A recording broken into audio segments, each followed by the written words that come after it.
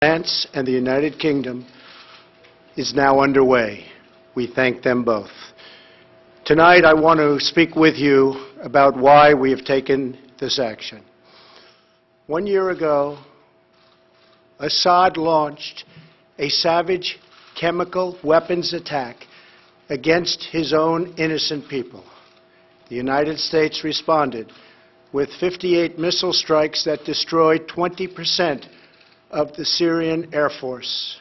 Last Saturday, the Assad regime again deployed chemical weapons to slaughter innocent civilians, this time in the town of Douma, near the Syrian capital of Damascus. This massacre was a significant escalation in a pattern of chemical weapons use by that very terrible regime.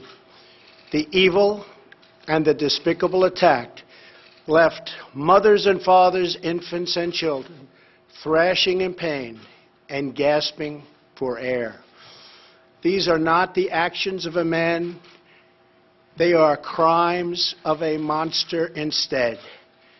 Following the horrors of World War I a century ago, civilized nations joined together to ban chemical warfare.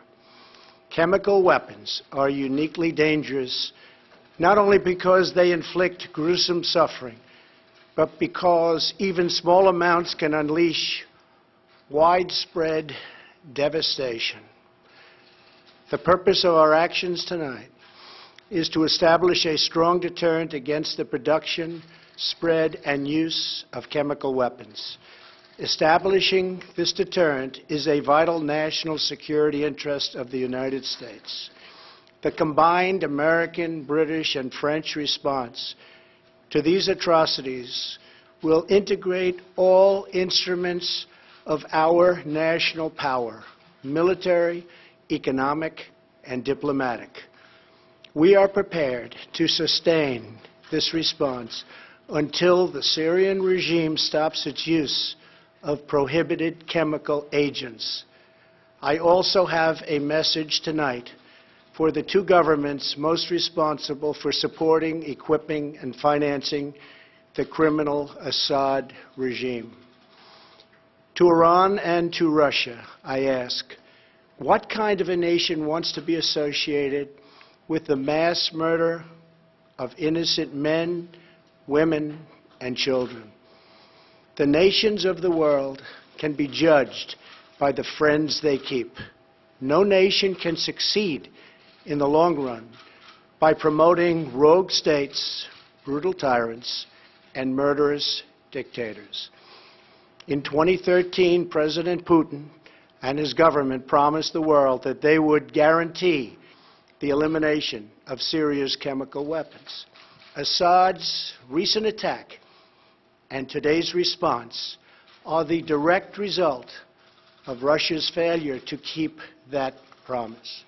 Russia must decide if it will continue down this dark path or if it will join with civilized nations as a force for stability and peace.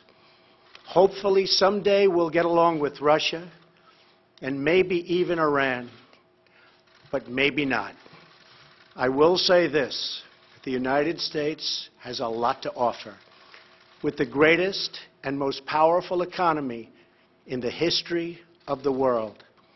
In Syria, the United States, with but a small force being used to eliminate what is left of ISIS, is doing what is necessary to protect the American people. Over the last year, nearly 100% of the territory once controlled by the so-called ISIS Caliphate in Syria and Iraq has been liberated and eliminated. The United States has also rebuilt our friendships across the Middle East. We have asked our partners to take greater responsibility for securing their home region, including contributing large amounts of money for the resources, equipment, and all of the anti-ISIS effort. Increased engagement from our friends, including Saudi Arabia, the United Arab Emirates, Qatar, Egypt, and others, can ensure that Iran does not profit from the eradication of ISIS. America does not seek an indefinite presence in Syria under no circumstances. As other nations step up their contributions, we look forward to the day when we can bring our warriors home, and great warriors they are. Looking around our very troubled world, Americans have no illusions. We cannot purge the world of evil or act everywhere there is tyranny. No amount of American blood or treasure can produce lasting peace and security in the Middle East. It's a troubled place. We will try to make it better, but it is a troubled place. The United States will be a partner and a friend, but the fate of the region lies in the hands of its own people. In the last century, we looked straight into the darkest places of the human soul. We saw the anguish that can be unleashed and the evil that can take hold. By the end of World War I, more than 1 million people had been killed or injured by chemical weapons. We never want to see that ghastly specter return. So today, the nations of Britain, France, and the United States of America have marshaled their righteous power against barbarism and brutality. Tonight I ask all Americans to say a prayer for our noble warriors and our allies as they carry out their missions. We pray that God will bring comfort to those suffering in Syria. We pray that God will guide the whole region toward a future of dignity and of peace. And we pray that God will continue to watch over and bless the United States of America. Thank you and good night. Thank you.